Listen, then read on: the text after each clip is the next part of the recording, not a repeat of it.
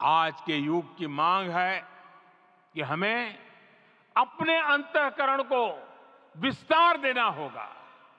हमारी चेतना का विस्तार देव से देश तक, राम से राष्ट्र तक होना चाहिए।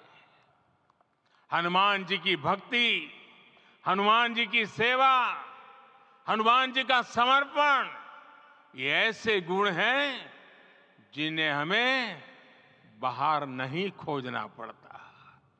प्रत्येक भारतीय में भक्ति, सेवा और समर्पण के भाव समर्थ, सक्षम, भव्य, दिव्य भारत का आधार बनेंगे। और यही तो है देव से देश और राम से राष्ट्र की चेतना का विस्तार।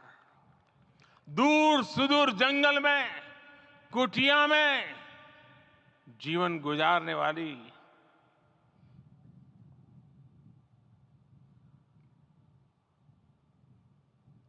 मेरी आदिवासी मां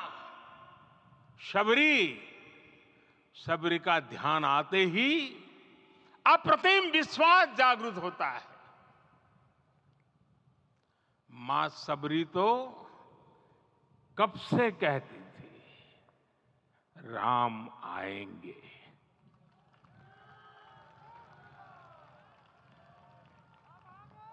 प्रत्येक भारतीय में जन्मा यही विश्वास समर्थ, सक्षम, भव्य भारत का आधार बनेगा। और यही तो है देव से देश और राम से राष्ट्र की चेतना का विस्तार। हम सब जानते हैं कि निषाद राज की मित्रता सभी बंधनों से परे है। निषाद राज का राम के प्रति सम्मोहन, प्रभु राम का निषाद राज के लिए अपनापन कितना मौलिक है। सब अपने हैं, सभी समान है। प्रत्येक भारतीय में अपनत्व की, बंधुत्व की ये भावना समर्थ, सक्षम, भव्य, दिव्य भारत का आधार बनेगी। और यही तो है देव से देश और राम से राष्ट्र की चेतना का विस्तार। साथियों, आज देश में निराशा के लिए रत्ती भर भी स्थान नहीं है। मैं तो बहुत सामान्य हूं, मैं तो बहुत छोटा हूं।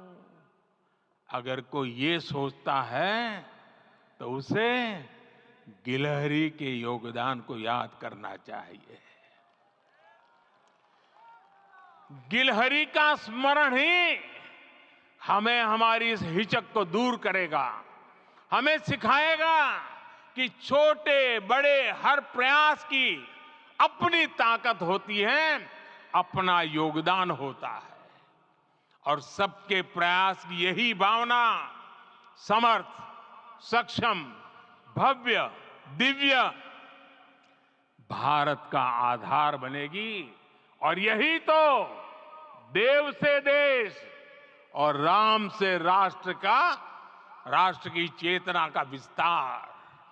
साथियों, लंकापति रावण प्रकांड ज्ञानी थे, अपार शक्ति के धनी थे, लेकिन जटायु जी की मूल्य निष्ठा देखिए।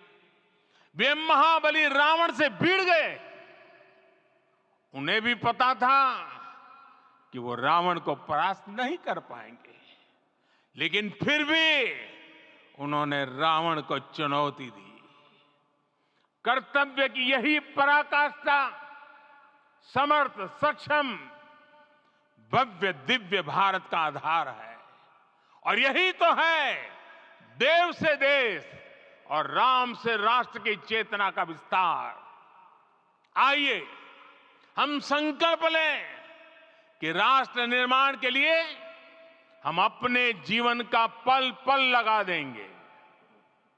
राम काज से राष्ट्र काज, समय का पल पल, शरीर का कण कण राम समर्पण को राष्ट्र समर्पण के ध्येय से जोड़ देंगे।